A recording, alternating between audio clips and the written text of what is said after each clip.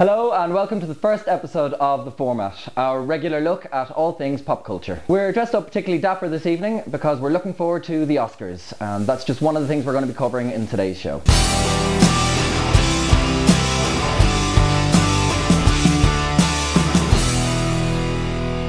We'll also have a look at the Jameson Dublin International Film Festival. In television, Sinéad is going to talk to us about the Voice of Ireland. In music this week, we're looking at the Choice Music Prize, and we'll also have a very special prize for one of our viewers. This week's panel discussion is about celebrity funerals in the, excuse the pun, wake of Whitney Houston's death. All this and a lot more besides.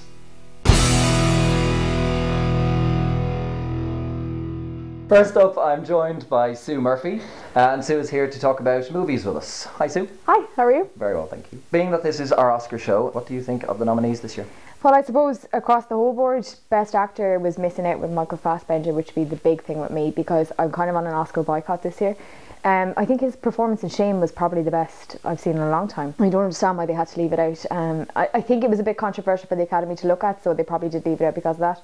But Fassbender is an amazing actor and he definitely deserves some kind of a nod towards that Oscar, and so does Tilda Swinton.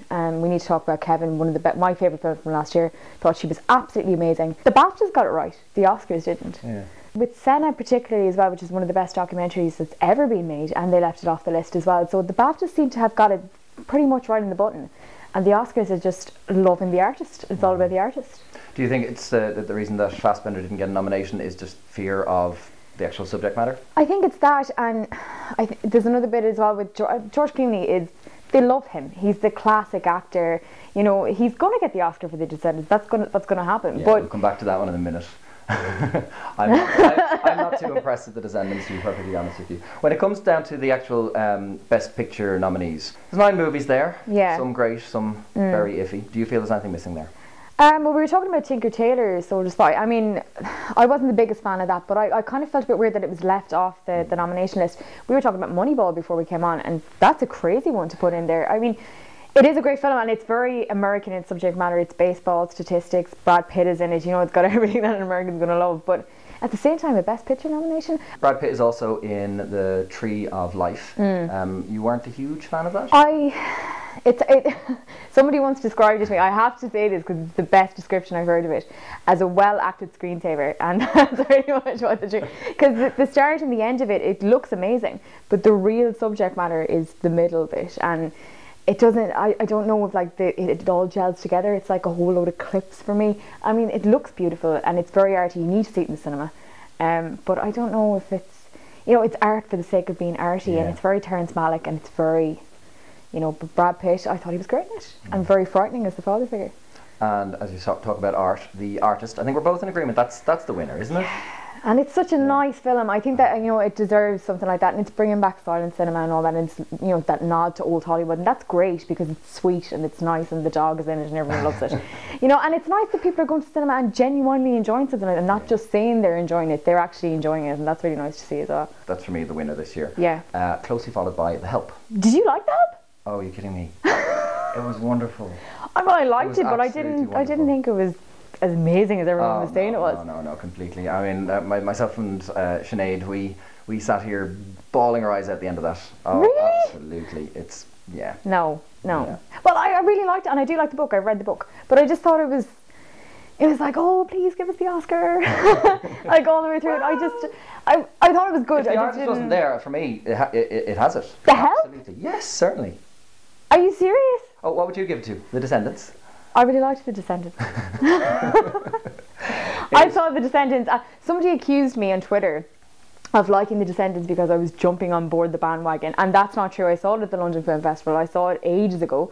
I thought it was absolutely amazing. Well, clearly that's what's happened. You've forgotten it, because I watched it last week, and it is I have not forgotten genuinely it. I don't one forget of the longest, most boring piles of drivel I've seen in years. But it's not boring. It's very sweet. I thought the relationship with him and the kids was lovely. It was nice to see George Clooney not in a tux or a suit and acting like a father, and I thought the story was, it's very much that Alexander Payne, really sweet, nice family, great script.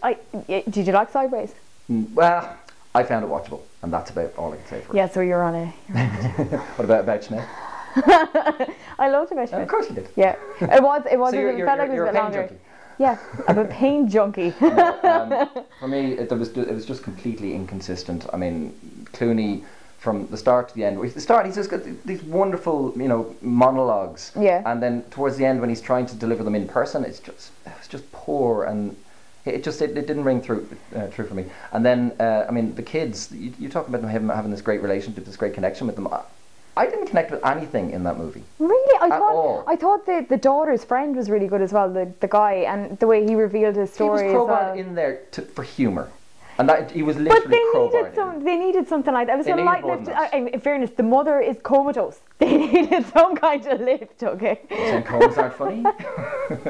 Well, a huge issue I had was I think was it Stephen Daldry said that he thinks he's going to get it for cinematography, whereas for me it was just a bunch of sweeping shots of a drab Hawaii.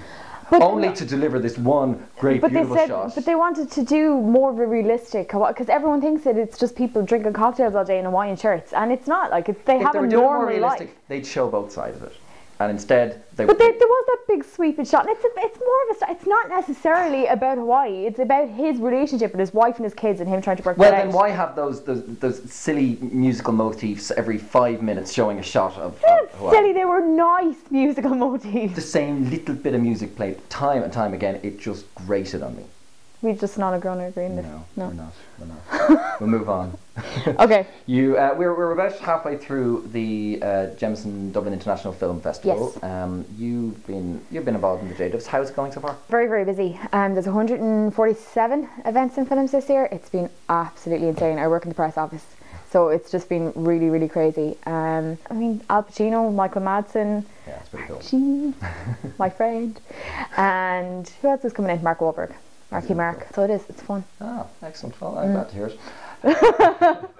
Sue, thank you very much for joining us. No problem.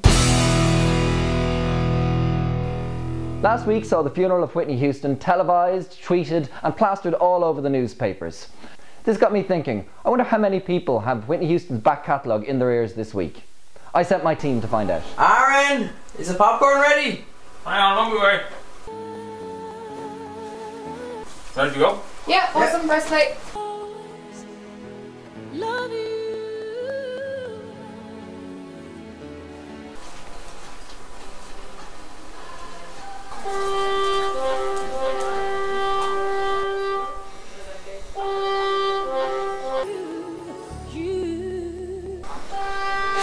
Want it?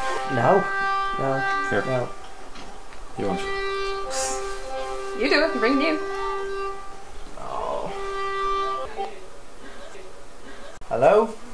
Sean, dude, hey, how are you? Here, I need you guys to go out and get a Vox Pop for me. Seriously? I want to know how many people have Whitney Houston in their ears this week. Alright, we have to go. What? Go where? Go. Do what? Basically we're hitting the streets. Again? Yeah. What are we shooting this week?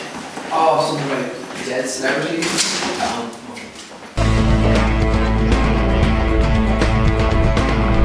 Hey, we're here. Hi, Sean here. Hi, Sean here. We're on the streets of... That's awful. Hi, Sean here. We're on the streets of Dublin finding out what people are listening to in a little segment that we've robbed called Headphone Hijackers. Excuse me, can we stop you to ask you what you're listening to? Sorry, what are you listening to? No? Okay. What are you listening to? That didn't really work. Oh, this girl, no. Okay. Thanks. People have an aversion to being on camera. Unlike me, who loves it. People are reading this sign and going, you're looking for money, aren't you? it's permanent marker on a piece of cardboard. You're clearly homeless. Sorry, can we ask you what you're listening to? I'm just listening to lots of old stuff. Can we ask you what you're listening to? Good feeling, Florida. That is cold and that is rain. I'm not being stored at the appropriate temperature. What are you listening to at the moment? Beirut. Okay, cool. What song? The Gulag Orchestra. Babe Ruth? Oh my god. Are they real women? Hey, what's your name, young man? Sean. So what are you listening to? Listening to a bit of Diggly. It's Hello. It's not happy and you know it. clap your hands. If you're happy and you know it, clap your hands. If you're happy and you know it, and you really want to show it. If you're happy and you know it, clap your hands. And that is one way to spend a Saturday in the sun. A lot of people on the internet are going to find that very funny. Joining Sue and I on the couch this week for our discussion, I have Sinead, Aaron, Anthony and Sean. Right, last week was Whitney Houston's funeral, so we're just trying to work out now this week whether or not putting celebrity funerals on TV is a good or a bad thing. Is it morbid or is it in the public interest? Sue, what do you think of this?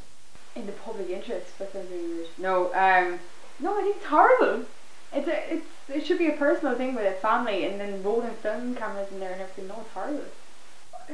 You know, they live their lives in front of a camera, so like it's only natural But that they're not. should No, be, but their whole lives isn't lived in front of a But camera. look at like nobody had this uproar when Princess Diana died and they had her here on I TV did. and everywhere you went, Was people had it everywhere, on. yeah. People had it on. If it was morbid, people would switch it. People are obsessed with the morbos. But like Sky News had a live feed instead of doing something like, okay, this So is did the E! real news. They're showing you like Kevin Costner standing up and going, this is really sad. You're kind of going, yeah, it's really sad, but is there any need for it to be on telly? And apparently, like the pastor was like really into it. Well, it's a tribute to the person's life, surely, It's no? a celebration of their life. Like there's a chat show outside though. They had a chat show outside the woman's funeral. That's ridiculous. And did a chat show. Yeah, it was like who a was the proper chat show? sit down thing before people were going into her funeral. That's sick. Well, they had on E, they had a ticker tape of like Twitter comments using a hashtag Whitney tribute. Well, then surely the fact that so many people are getting involved in, are interested in this is, reason enough to have it on TV. Yeah, but people are mad. Yeah, and also Yeah. it's a person who died. Yeah. Like, I mean, it doesn't. I mean, is it actually a tribute to you if when you die, people tweet about you and Yeah. have a big? But if they make a movie of her life, they'll have loads of footage already for the end scene. Which is the film. But Aaron, no, like you're happy enough for this. You don't think it's morbid? No, couldn't be monkeys. Like it's entertainment. Like she lived, like Sean said, she lived her life in front of the camera. So She lived her life in front of the camera, but I'm sure 90% of that wasn't a choice. She was. It's a lot of paparazzi following her and a lot of stuff that she probably the attention she didn't want. But when was the last time you actually heard of her before she actually died? You know what I mean? Like, Actually, Are you saying it's a good career direction? apparently, like they bumped the prices on her albums immediately following her death. Sony were like, Yeah, there are a few of her singles are already up on the iTunes charts, flying up the charts. yeah, but they, like that was the thing. Like they would have obviously been cheaper, but then it's just like, okay, we can like same thing happened with Michael Jackson. It's just like, okay, yeah. And then Well, it was Michael Jackson's funeral that really started this whole, it's completely acceptable to throw this on TV. Then obviously the funeral. Necessarily him who started. I mean, when the Pope died, they carried him around on a cushion for everyone to see. Yeah, They haven't gone that far that's with true. celebrities. which Yeah, is that was a bit interesting. creepy. But just as well, it's not just about her that she's done. Like her funeral is very much about her family as well. And I mean, whatever about deciding, okay, well she's dead, it doesn't really matter, it doesn't matter to her. They deserve some sort of respect in their mourning. I mean, even particularly your daughter. It's their choice. It's their choice whether they actually go full public or like we're going to take this like this is going to be a closed affair and we can do some type of tribute.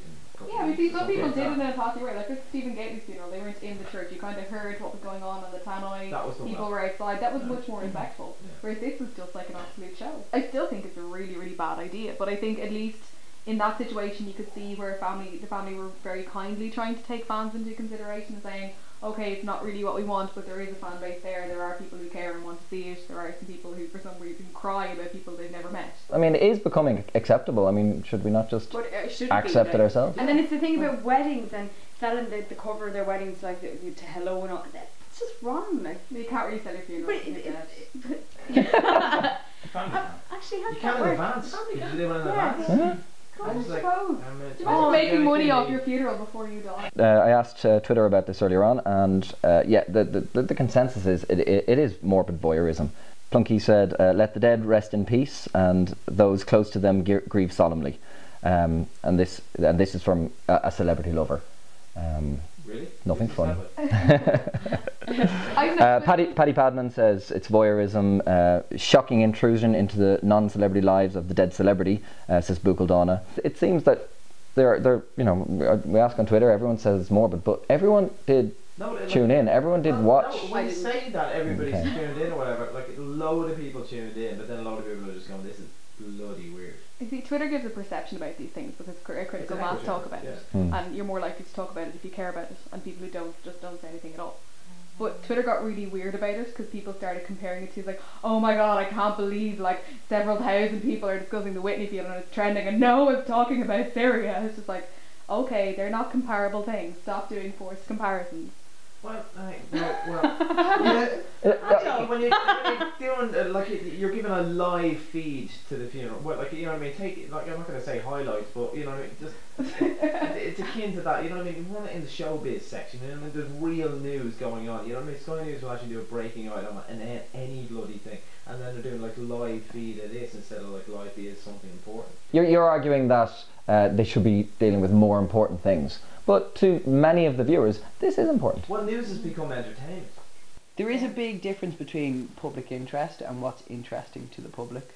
Yeah, They're two different true. things, you know, and I think people confuse it an awful lot. People love other people's private lives, and that's what's interesting to the public, but public interest would be stuff like, you know, Syria. Okay, well, I suppose we can go down the route and say, which celebrity funeral would you most like to see? Sean?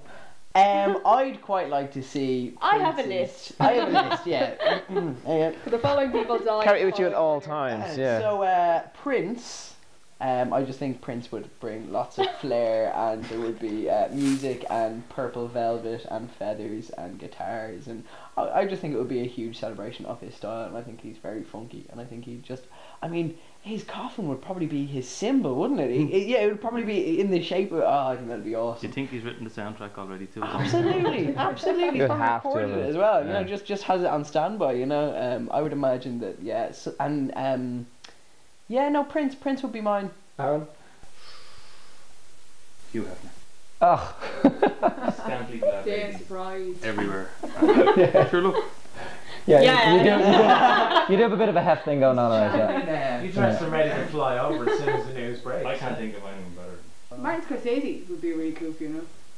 Imagine his funeral, it'd be really cool. The entire mafia, real and imaginary there. Think Jedward both die together. Oh my god. Hopefully. That would be an insane funeral. Yeah. Could you imagine one of them survived and one of them died? Oh god. That would be the most depressing thing in the world. Like Swan. Okay, before it gets too creepy, I'm just gonna leave it there now. I'm gonna ask most of you to get lost, and I'm just gonna stay and have a chat with Sinead. So thanks for that. Sinead has been avidly watching RTE's new reality TV show, The Voice of Ireland. So she's going to tell us a little bit about that show now. Yeah, obviously would like to start out by saying I'm not a big reality TV watcher, so this, you know, I think represents a show having some genuine quality behind it. You don't watch Big Brother? I don't watch Big Brother. You don't watch Come Dynasty? I do watch Come Dine you with do me, watch Come but Dine, you know, I'm not an X Factor type. I don't believe in the sob story. So But you do like this, you do like The Voice of Ireland. I do, and you know, part of the reason is that it really lacks the sob story. The basic concept is that the judges don't get to judge anything but the voice. They don't see the contestants until they've sung. So what happens is the person arrives on stage, they sing for I think about 30 seconds and the four judges are facing away from them. And if they like what they hear as they go along, they can press the buzzer to turn around. And if more than one judge turns, then the situation changes and they have to pitch to the singer and ask them to be on their team. So the four judges are Brezzy and Sharon Core and Brian Kennedy and who's the fourth? Cian Egan. I don't know how you would forget Cian. He's obviously being the most controversial at the moment. He does a lot of rubbing Brezzy up the wrong way, and why you would want to rub Brezzy the wrong way, you know. But you know, and they have a really good dynamic like that. They seem to really care about their acts, which is I know obviously you can get sucked into TV and go, because Sharon Core is lovely, and you know, how could you not want to be on her team? She really cares. Yeah. But she does, she gets so emotional. She sits and she, you know, she's like, you know, you moved me and I've moved my mic, I'm so sorry. But she seems to get really involved. She seems to really care about them. Brezzy, you know, his pitch is always, you know, further down the line, what I can do for you in studio, where I can see your career going, and you know, it's not just going to be this show. And you know, they all seem to take a real kind of personal approach to it, which is interesting to see. So you've four very different judges? Very different. What happens after that is the battles. So basically each judge from the original rounds will have 12 people on their team. From that they move into the battles, which is where they need to narrow down to just 6 people on their team before the live shows. So they give a song, they pick 2 people from their team, they pick a song, they give it to them, and they basically sing it against each other, they duet, but in a battle. It's like, you know, televised and really good sing star where the people can actually sing. Okay. It works because you find yourself watching it going, why did you put those two people together? Why did you do that? They're both awesome. Or There seems to be a lot more variety to this than would be, say, in X Factor or any of those ones. Am I right in saying that? I guess I didn't like the X Factor judges. I didn't believe they were in it for anything other Wow. than being on X Factor and, you know, winning, having the winner and whatever. I didn't believe in You didn't think Simon Cowell cared? I thought Simon Cowell had miraculously high-waisted trousers. The only thought I've ever had about him. And I think he cares in the sense of selling records, but in terms of the longevity of an act or anything like that, no, I don't think he had much concern there. I don't think any of them did. It's very dramatic. Unlike The these Voice, four. they do seem to really be thinking about where the act can go and what they can do. Well, among the acts, I mean, do you have any favourites so far? I'm incredibly impressed by a girl called Nullig O'Connor. Ah, yes. Yeah, She follows me on Twitter. She follows you on Twitter. She does. That might be your claim to fame if she wins. Okay. Yeah. Come on, Nullig. She is a really, really interesting voice. But there are 2 more battle rounds to go. One of them will be tonight. And then from that we'll move into the live shows, and they've narrowed down to 6 members of their teams. Thank you, Sinead. And now we're going to have something a little lighter. We're going over to the kitchen for Cooking with Anto.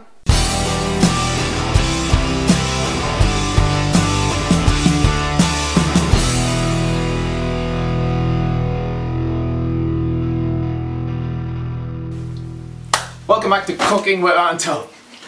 Welcome back to Welcome back to Cooking. Welcome back to Cooking with Anto. This week we've got spinach and ricotta cannelloni, fresh egg pasta rolls, stuffed with creamy Italian ricotta, tangy mature cheese, and spinach covered with bechamel sauce and mature cheddar on a tomato bed. Serves just the one.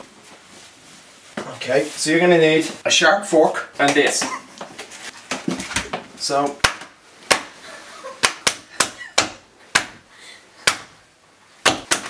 Right, bingo. Yeah, how long is this supposed to go on for? 7 minutes. What's a pair? I don't even know. So we're gonna get this bad boy in.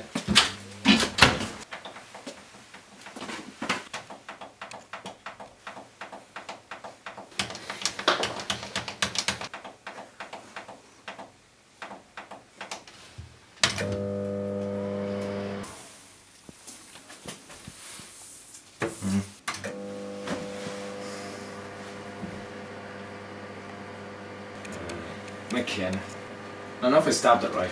Yeah, this thing is definitely fucking inedible. The anticipation. What is it again? Oh yeah, spinach and ricotta cannelloni. Yes! Just at the right temperature. 6 minutes? No good. 7 minutes, bang on. Crusty around the edges. There might be a texture, I just can't tell. So the only other thing you really need is a plate. Make sure you get all the like runny cheese bits off. It looks as if we've got it bang on. A couple of seconds either way, you would have got nothing like this. Right, so final stage, presentation. Too sticky. Ah, boom. Right in the middle. Okay, so your final step, just serve it up.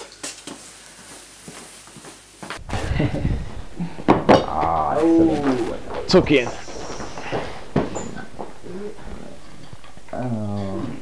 Okay. Get a piece, oh god. Green bit. Are you not eating this? No. Okay. So fucking good. Bechamel-y. Good texture. I'm Got a gonna, good bit of Eric water there, lovely. I'm gonna lick Eric Lawler's face. After that rather questionable food, thanks Anthony, I'm now joined by Anthony and Sean for a little chat about music. The Meteor Choice Music Prize is coming up in the next few weeks. Do you want to give us a bit of a rundown on who's nominated? Yeah, sure. Bellax won, nominated. So I Watch You From Afar, Japanese pop stars, Lisa Hannigan. Category number 9, Patrick Keller and His Cold Dead Hands. I went to school with Patrick Keller. Really? So I'm pretty confident Paddy's going to win. Awesome. Nicely But there was like there was. We Cut Corners as well. Yeah, that's a really good album. Tyrannosaur, Pugwash.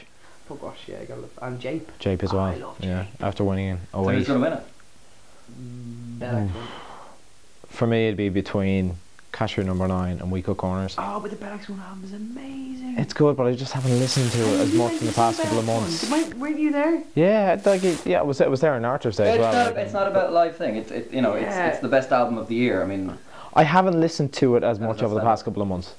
There is really standout tracks on it, but I haven't listened to it as much. And Velcro's brilliant. Yeah, and that's up for best song as well. Yeah. A new aspect to this year's Meteor Choice Music Prize is the song of the year.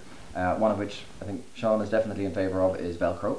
Where do you stand on this? What's going to win best song? Well, Velcro's kind of quite strong anyway, but I really like Little Green Cars, the John Wayne. Really good track. So I'd hope to see them do well. Like, they're really youngsters, but there's a few other tracks in there that are quite good. But the Snow Patrol track I haven't heard at all. It's not a great Snow Patrol track. Like, Snow Patrol, they're quite good, and obviously they've got that gig in Phoenix Park now with Florence and Sheen. I don't know. It's a bit. It's not. Doesn't sound like the normal. It's not ballady or anything like that. Okay. It's kind of, Snow Patrol kind of capitalised on it a little bit. For me, it has to be We Should Be Lovers by Roy 7. I saw them at Oxygen. They were unreal. They played the main stage and they played the Captain Morgan tent, and they were absolutely brilliant. Nothing but love for the guys. They're playing another gig in the Grafton Lounge soon as well, and they're great. I really like that song, but I do also love Bellix one, that song Velcro. I'm kind of torn between the two. And the lyrics in Velcro are brilliant as well. So, well, if you like that song, actually YouTube RT Concert Orchestra Velcro. Oh yeah? Yeah, it's them on the Late Late, and it's really like a completely alternative version, but really, really good. Last week you went along to the PlayStation Vita event. Tell us a little bit about the PlayStation Vita. Well, it's just released in the Irish market. It's their latest portable console. So they've kind of beefed it up in terms of kind of the PSP would have been their mobile machine up to now. So it's got a 5-inch OLED screen. It's got a rear touchpad. It's got like axis of motion, so you can actually kind of move it and actually kind of control the characters in the game. It's got some good launch titles. There's Uncharted in there. There's FIFA. There's Wipeout. Yeah. We were actually kind of playing Wipeout at the launch, and that's quite immersive. It's enabled for mobile browsing. You can get it in two versions. There's the Wi-Fi for 250 and the Wi-Fi and 3G for 300. The titles go from €10 up to €50. And then they'll be releasing kind of. Okay, look, you're a gadget nut. You just basically want every gadget. You wouldn't be so pushed on it? No, see, I'm not a big gamer console person like yourself. I found it because you've got the touch screen, and then you've got joypad sticks, and then you've got buttons, and then you've got side buttons. There's a lot going on in terms of controls. I'm used to an iPhone that has one button and a touch screen, and if I want to do anything, I just touch the screen, and there was a lot of stuff that. And then you've also got this as Anto was saying, the motion control, where you're leaning it forward, and I don't know, it's one of those things that if you were on a bus and you were playing it, people would be giving you funny stares because you'd be going, doing all this kind of funny stuff to try and get it to work. I played Wipeout. I was exceptionally bad at it, but then again, I'm exceptionally bad at most video games. But it was good fun. But if you want to try it out, they're going on a kind of nationwide tour at the moment. They're calling it Vita Vaults. So kind of it's a shipping container with demo units inside of it. So you can kind of go along, get a bit of a feel for it, and then actually kind of decide whether you actually kind of invest in one or not. But that's a bit of fun. And the launch titles are kind of quite good for kind of launch titles with a games console. So go along, try it out if you like it. Kind of. Okay, cool. Thank you to Anthony and Sean for that. We have a prize this week from Meteor, and here's a little bit of information about that. The Meteor Choice Music Prize live event takes place in the Olympia on March 8th. And to celebrate, Meteor have teamed up with the format to give you the chance to win a pair of tickets and a Sony Ericsson Live. All I knew, I was lost, went through, in my high heels and my old jet. Performances on the night include Lisa Hannigan, and So I Watched You From Afar, Bellix 1, Cashier Number 9, the Japanese pop stars Jape, my old school friend Patrick Kelleher and his Cold Dead Hands, Pugwash, Tyrannosaur and We Cut Corners. To win, simply tell us how many acts are shortlisted for the Meteor Choice Music Prize. Is it A, 3, B, 5 or C, 10? If you rewind this video about 30 seconds, you can count up the nominees. Email your answer with a contact number to theformat@culch.ie. Even if you don't win our great prize, for more chances to win tickets, vote online for the Meteor Choice Music Prize Irish Song of the Year at facebook.com/Meteor. Online voting closes on March 4th. Entrants must be 18 or over. It's a great prize, so make sure you do enter. Sinead is back with us now to talk interwebs and theatre. Now, we all know that Sinead spends all of her working week just surfing around the internet looking for interesting things. So let's find out what she discovered this week. So this week I've gone for something that's quite new, but I think could end up being quite interesting. The URL is thecomposites.tumblr.com, and the concept is that taking the text from a novel where a character is described, the person running the website uses kind of police recognition software to create what that character would realistically look like. They haven't done too many so far, but I think one thing that's really interesting is if you take a look here, this is Daisy Buchanan from The Great Gatsby, who is traditionally known as, and you think everyone will have seen in the film as well, a quite good looking character. So, but what Scott Fitzgerald has done here, if you take it in realistic terms, is a really, really ugly person. So it's interesting to see what the person looks like in real terms. There's also some interesting finds. For example, Holden Caulfield in The Catcher in the Rye is never described in the novel. He never makes much reference to himself. And I guess having discovered that, a lot of people had asked for Holden to be done. The website owner invites people to submit characters that they'd like him to create. Holden was suggested a lot, so much so that he put up a post to say that there was no sufficient description of Holden in the book, but also went on to say that he wouldn't be comfortable to do it where there isn't sufficient description, which, you know, gave me a bit of confidence in it that, yeah, possibly a fellow book lover doesn't want to meddle, doesn't want to, you know, stray from what the author meant. I do recommend giving it a look. I think it will only get better, and it's just really interesting, particularly if you're a book lover, just to see certainly what characters who've never made it onto film would potentially look like. You also went along to the theatre there last week for a little bit of highbrow entertainment. You were at the Gaiety, so tell us a little bit about that. I went to see Rough Magic's production of Plaza Suite, which is a Neil Simon play, done in 3 acts, the first of which deals with a couple who are having marital problems, one of whom, the wife, is played by Karen Ardif, who has incredible comic timing, is certainly the big thing that I took away from it. This is the same Karen Ardif who wrote The Goddess of Liberty that we went to see? Yes, which is in The Project very recently, and it's really interesting to see that she has such range, such diversity, because I mean the character that she's playing in Plaza Suite is just really snappy humour with line to line and incredibly well played. So Are they 3 now interconnected stories across this? No, and interestingly, not only are they not connected in terms of the acts themselves, but they have 3 different directors. Certainly Act 1 I think was the standout hit. I mean, each situation was a little bit cliche. In the first act you have the couple with marital problems and, you know, the potential is someone cheating, are they not? The second act is a older Hollywood producer who's staying in the suite, and he meets up with his high school girlfriend there, and he's incredibly unhappy with his life, she's incredibly unhappy with her life, and it's, you know, will they sleep together, that kind of interaction. And then in Act 3 it's parents who are staying there with their daughter who's getting married, and she's locked herself in the bathroom and doesn't know if she's going to go through with the wedding. So are we talking heavy drama here or just comedy? Incredibly light, actually, incredibly light. It doesn't have too many serious moments, but while the situations are, I think, you know, a little bit obvious, there's enough humour there. Sometimes the scripting is quite witty, and also there's a lot of physical comedy as well. Okay, so who is this for? I think this is for possibly if you're a fan of Noel Coward. Maybe not as razor sharp, but certainly in that style. It's running till the 3rd of March, so there is still a bit of time to see it. It's definitely worth seeing. Okay. Thank you to Sinead, and thank you to all of our panel this week. Please do get in touch with us and tell us what you think. We want to hear your comments, we want to hear your questions, and don't forget about this week's competition from Meteor. So, goodbye Sinead. Bye Aaron. See you, Anto. Goodbye Sean. You too. Bye Aaron. Bye.